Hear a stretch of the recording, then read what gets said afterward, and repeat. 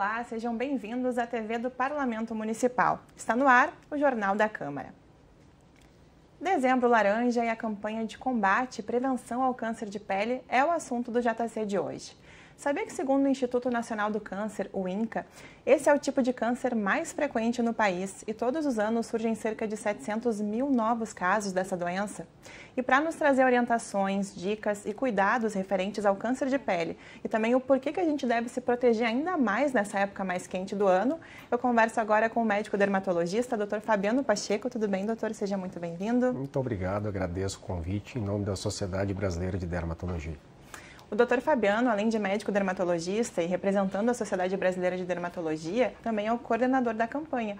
Então, eu já começo falando sobre isso, né, doutor? Por que é tão necessária a campanha Dezembro Laranja? O que ela significa? Como que ela é organizada?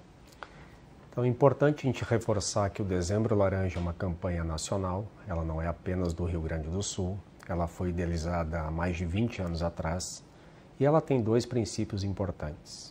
Trazer orientação para a população, quanto mais população nós atingimos, melhor o resultado da campanha, e oferecer atendimento gratuito para uma parcela da população, em que num dia específico, o primeiro sábado sempre de dezembro, nós avaliamos a população gratuitamente, buscando identificar câncer da pele e, se possível, já direcionar o paciente para o seu tratamento.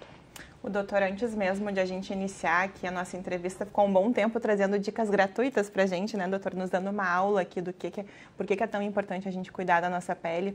Mas explicando para quem está em casa, doutor, por que essa época do verão ela é um pouco mais crítica, ela exige mais cuidado de nós? Por que dezembro é um mês para a gente começar a prestar ainda mais atenção? Na verdade, a gente começa em dezembro a pensar nas férias. Momento que a gente acaba tendo uma exposição maior. Nosso lazer do verão é sempre entre dezembro e março, e as pessoas começam a se olhar com mais atenção. Então, o que a gente pensa? Quanto mais reforçado for o cuidado, a orientação que nós temos nesse período, possivelmente nós vamos ter muito menos queimaduras solares nesse período do verão. Então, a gente aproveita exatamente aquela onda do outubro rosa, do novembro azul, e entra direto com o dezembro laranja, exatamente para tentar conscientizar a população. A gente sabe, doutor, que cada pele é um tipo de pele, né? Cada pessoa tem a sua condição ali. Mas nos atendimentos que o senhor faz, quais são os principais erros que o senhor percebe que as pessoas cometem no sentido de cuidar da sua pele? O que é mais crucial, assim, que mais atrapalha a nossa pele? O principal é a pessoa não lembrar que sol é cumulativo. Quando a gente fala do sol, a gente fala de uma radiação que desde o nosso nascimento até o fim da vida ela vai se acumular.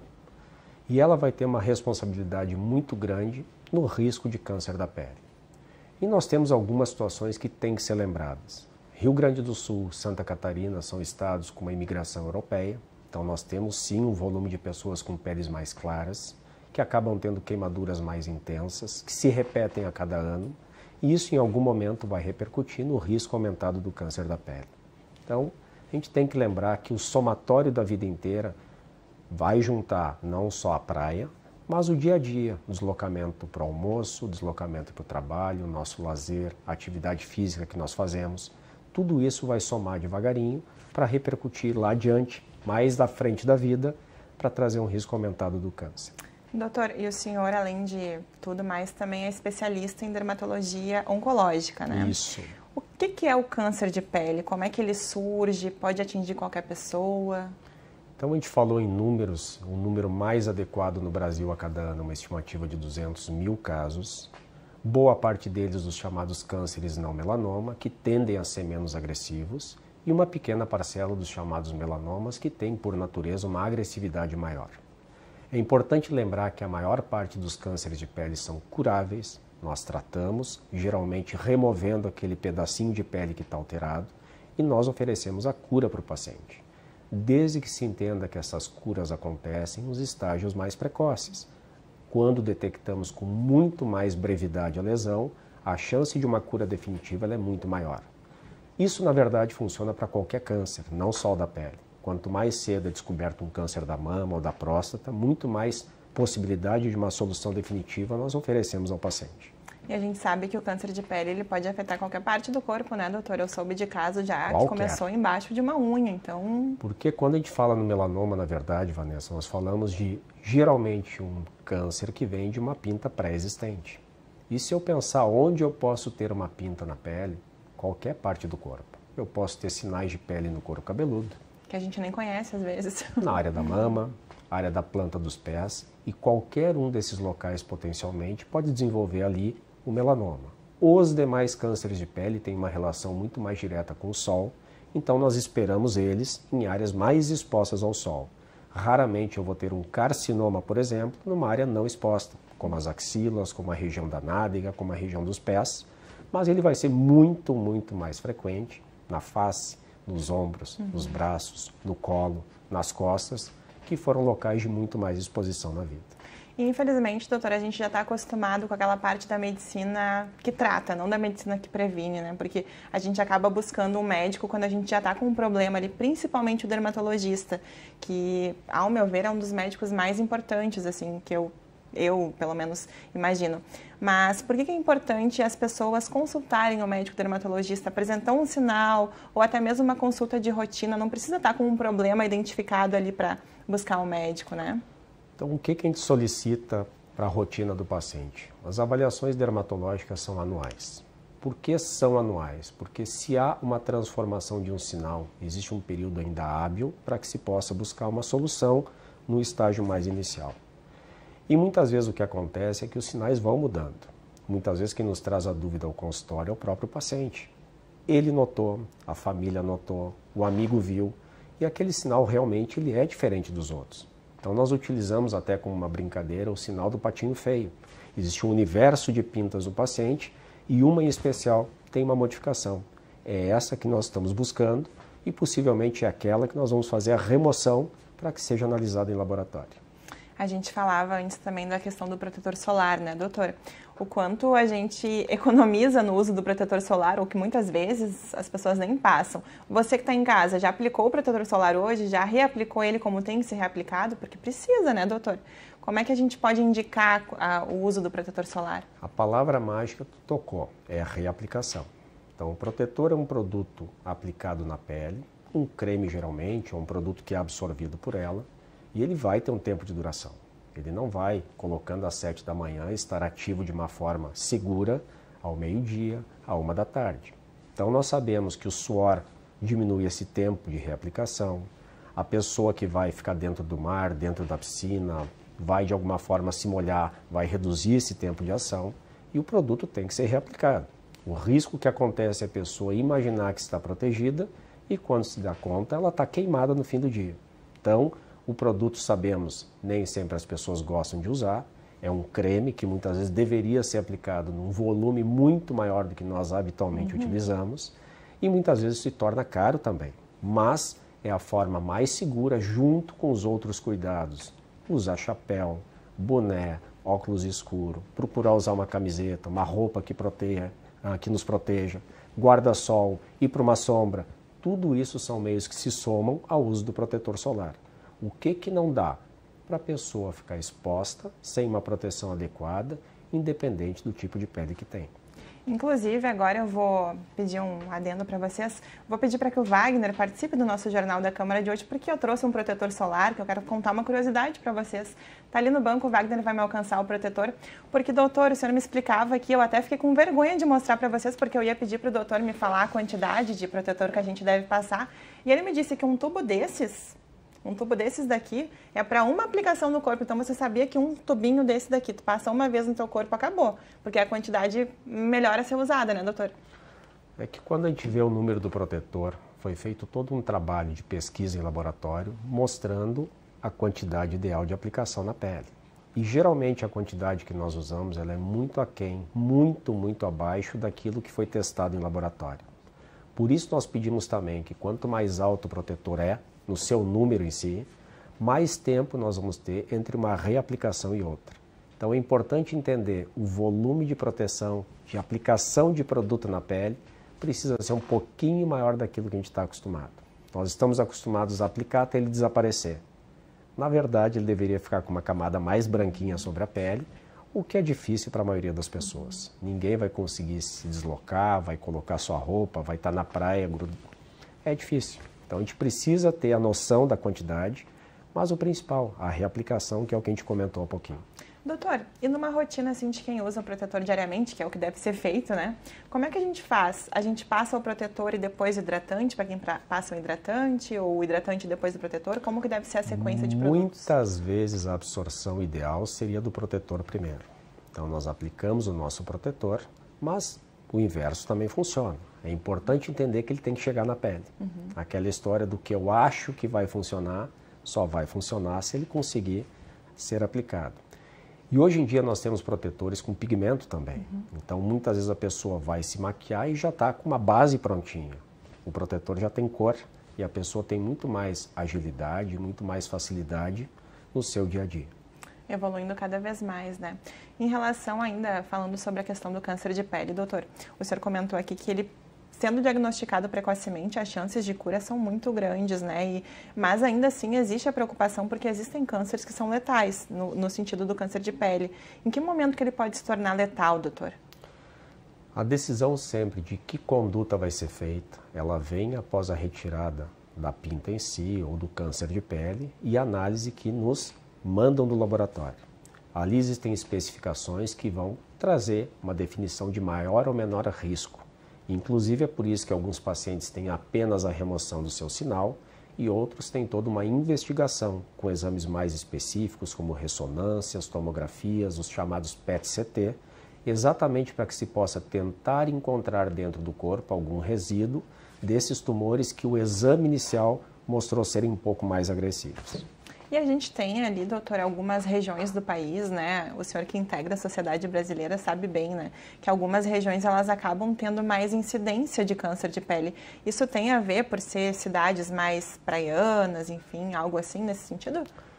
Pensando nas 5 regiões do nosso país, a região sul é definitivamente campeã de casos de pele comparados com o número de população.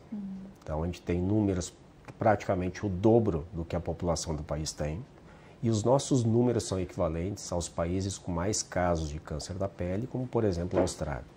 Isso tem muito a ver com o nosso hábito de exposição apenas no verão, então nós queimamos porque nós temos pouco tempo de sol para aproveitar, e as peles de origem europeia, como a gente citou mais cedo. Então são peles menos resistentes, com mais possibilidade de queimadura, que em geral tem mais quantidade de pintas na pele, e isso aumenta muito o nosso risco específico. Lembre que nós temos trabalhadores do sol, pessoas que trabalham na agricultura, pessoas que trabalham expostas, trabalham em construção. Hoje em dia eles têm muito mais orientação, inclusive das empresas, muitas inclusive fornecem protetor solar, Sim. mas essa orientação ela é contínua. As empresas orientam, nós orientamos, a sociedade tem também o seu papel de trazer uma orientação para toda a população. Inclusive, doutora, a gente teve recentemente um projeto de lei aqui que não foi aprovado, que tratava sobre a distribuição gratuita de protetor solar nas unidades de saúde. Essas pautas são importantes, são preciosas para a sociedade também? São, porque a gente lembra que a palavra mágica é prevenção. Então, muito do que a gente faz é detectar a alteração e tratar o paciente. Mas eu acho, no meu pensamento de dermatologista, que tudo começa muito cedo. A educação na escola, para que a criança tenha essa compreensão, para que ela possa executar todo esse cuidado uma vida inteira. Nós sabemos de forma muito clara que os primeiros anos de exposição solar são determinantes a longo prazo de risco aumentado de câncer. Então nós queremos até os primeiros 20 anos de vida frear a exposição ao sol. Alguns países têm inclusive regras muito explícitas de crianças na escola com chapéu, com mangas longas, exatamente por esse risco dentro daquela população ser muito aumentado.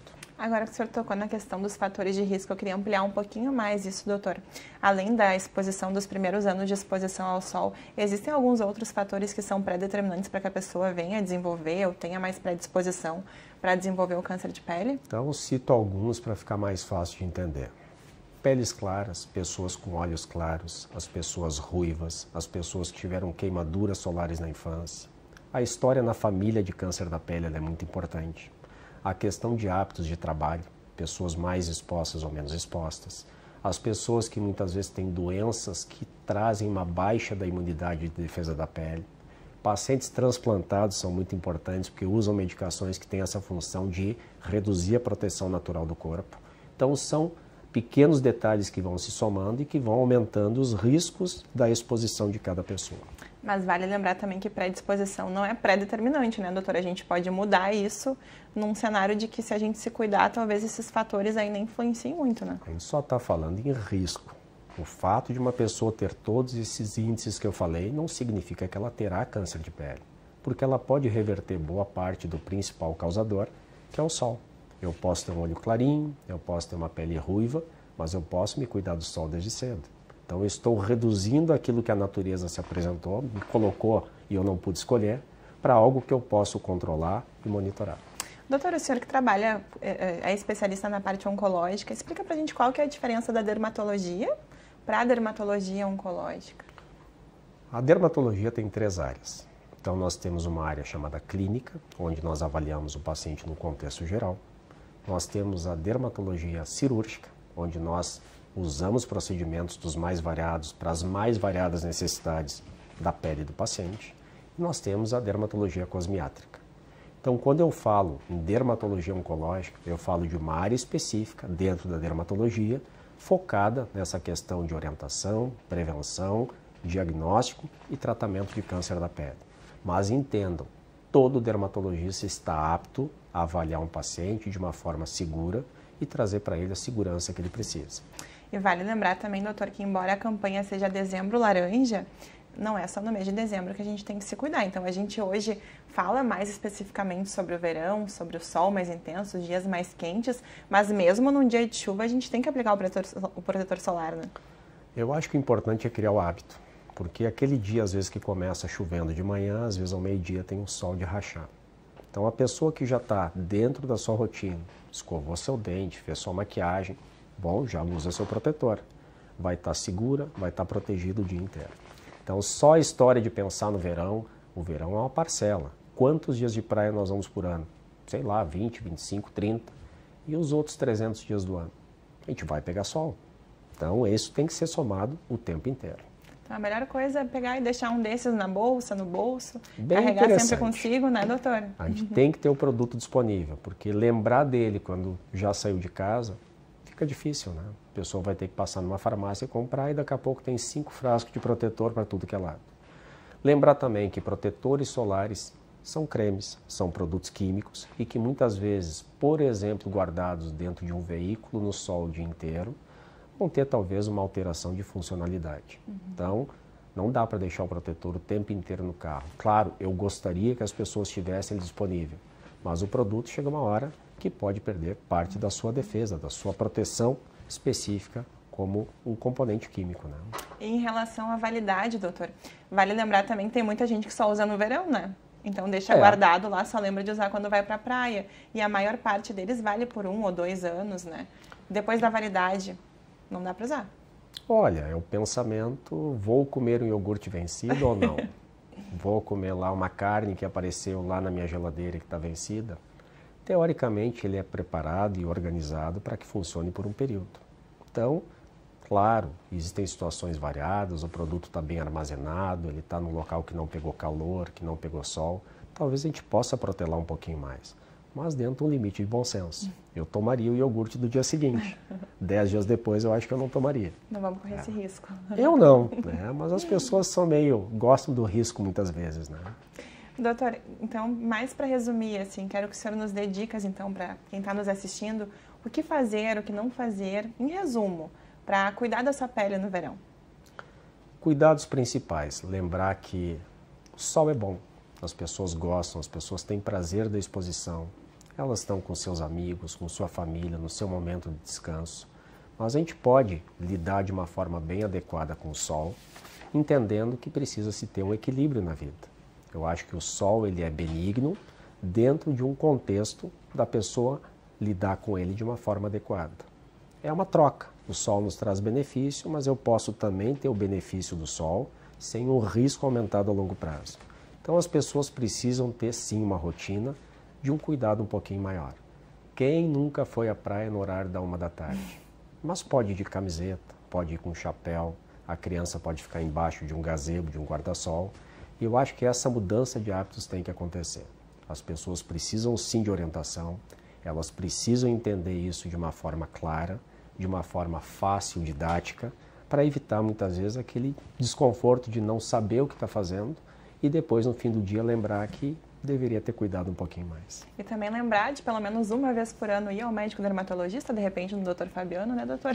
E também um colega que nos ajude, o que importa é estar diante de um médico qualificado para isso. E para quem quiser mais informações também pode acessar as redes da Sociedade Brasileira de Dermatologia, né, doutor? Tem muita informação gratuita, muita informação que está disponível para o paciente. Às vezes a gente tem que buscar também um pouquinho da informação. A internet nos coloca tanta facilidade, às vezes a gente busca só o lado ruim da internet, mas ela é também uma fonte provedora de muita orientação bem adequada.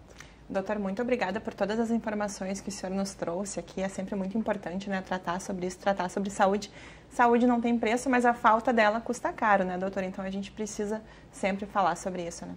O meu agradecimento pela oportunidade. Eu sei que de alguma forma isso vai chegar num bom volume de população e quanto mais pessoas informadas a gente tiver, melhor vai ser.